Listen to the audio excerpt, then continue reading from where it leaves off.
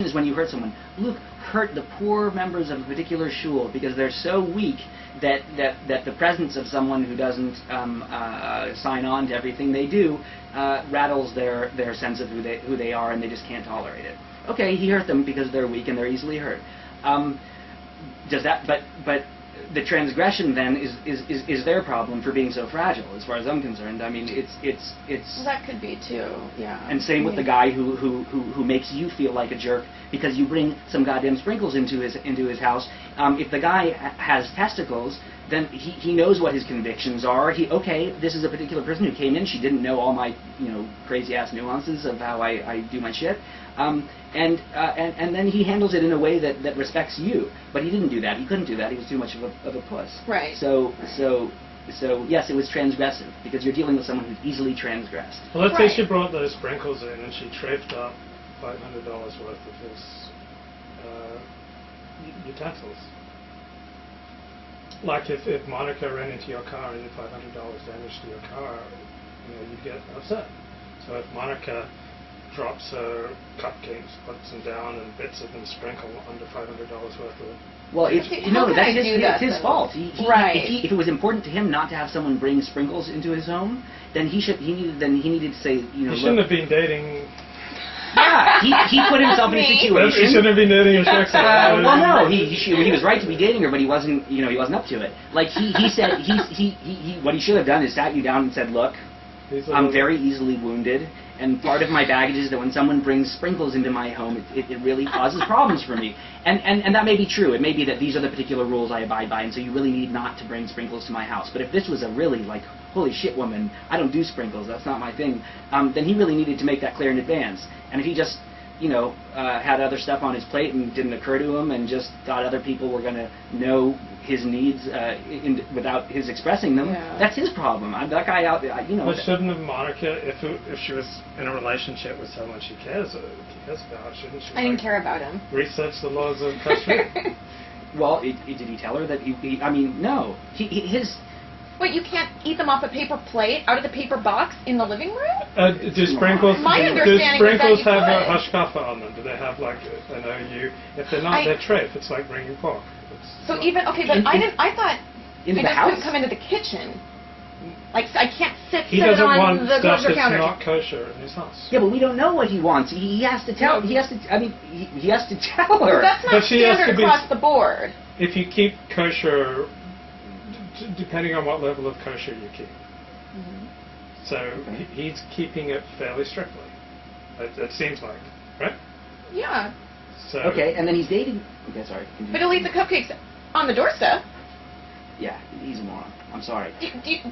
You see? Yes. That's my problem. why is he's got standards? No, that's fine to have standards, Luke. But he puts her in the situation. He puts Monica in the situation of, okay, I'm going to date a woman who doesn't come from my background, so isn't going to intuitively know all my random arbitrary stuff. Now, it's fine that he's got that random arbitrary stuff, but then he needs to, if he's concerned that something she's going to do is going to be a big problem for him, he doesn't know that she's not going to know automatically. She doesn't know what to look at or what to figure out. He needs to communicate that to her. I think he communicated it. No, yeah, retrospectively, by being a sissy. But see, there's a way to do it. It's, there's a way to do it with kindness and compassion and understanding. And that's the problem. Well, because there's no reason not to be compassionate. It was his fault in the first place for creating a dynamic in which that was a very foreseeable outcome, and then flipping out like a bitch over it. So no, I'm serious. It bothers me because I think we're talking about the same thing here. Fine. They say to you, okay, you transgressed our little house rules, and Guest 31 says Monica takes his breath away. Yeah. I said not that. be able to concentrate on my Torah study. I said that. She was like, oh, well, I don't know if I should sit in the seat closest to the camera. I was like, yeah, whatever. Oh, that's funny. He even left the chat room. He couldn't breathe. Okay, well, attend to yourself and then come back. Well, he's got to do what he's got to do also. What? Lord, I hope my students aren't watching. She's got a student. She's got her... Well, you didn't do anything. She incited sin in this man. No, you didn't. Oh, Okay, nice. so chapter 29, verse 28. I have a thought.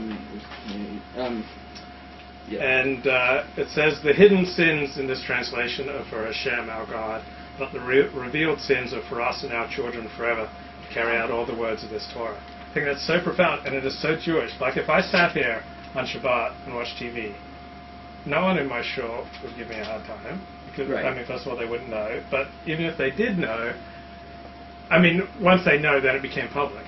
But there's a huge distinction in Judaism between private sins and public sins. Right. If I walk down the street listening to my Sony Walkman on Shabbat, I'm extending a middle finger to Shabbat publicly.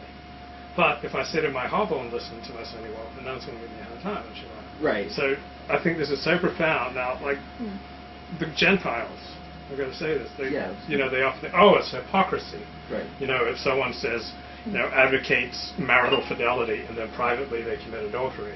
Right. Maybe it's not hypocrisy. Maybe they're just weak. Like we're all weak. Right. And so I think it's very profound teaching. Private sins, that's between you and God.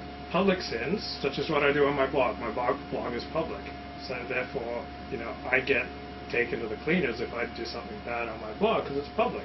But if I just say the same thing privately, it's not a big deal. I think it's really profound. Yeah. That's a very, to me, that's a very interesting interpretation because it's also, I find it very plausible. It makes sense. My reaction to that verse was very different. But what was your reaction? I won't argue with what you said. Well, to me, maybe, look, I've always felt like growing up in Southern California in a Jewish community, somehow I ended up kind of Protestant. And the whole thing with Jesus and the Pharisees, that always well, that's what hits me when I read this.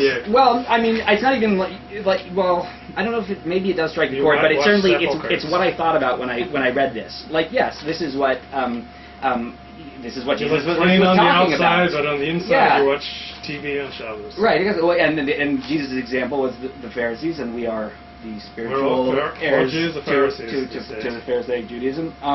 Is that, you know? Yeah, okay, that's great. I see how, you know, how holy you look and how vigorously you're shaking back and forth or doing however they did it then. But I know that at home you don't do that, and you're doing that for us in public. And yeah. And does that bother you? Well, I don't know whether it bothers me because I'm open to the kind of idea you were putting forth that this is a kind of a community management thing. That like if you're going to fuck up, at least don't do it where it's going to persuade other people to. But I do feel like, yes, that's something that I see in Judaism, this kind of public-private dichotomy that I don't see in all other traditions. Some you do. Communities that have lived as minorities develop this. They pretend it's more about action than it is about intent, which is different in Christianity. Right. Christianity is more about, well, what was in your heart? But the action, the rightness of the action varies greatly depending on who is looking at you. Well, it's totally the context. Right. But it's not even profound. It is, but it's the context. But the context specifically is who is watching. What gaze are you subject to at that moment? It's not. It's who's looking at you, and what will they be thinking? And I'm like, I don't know. To me, it's not.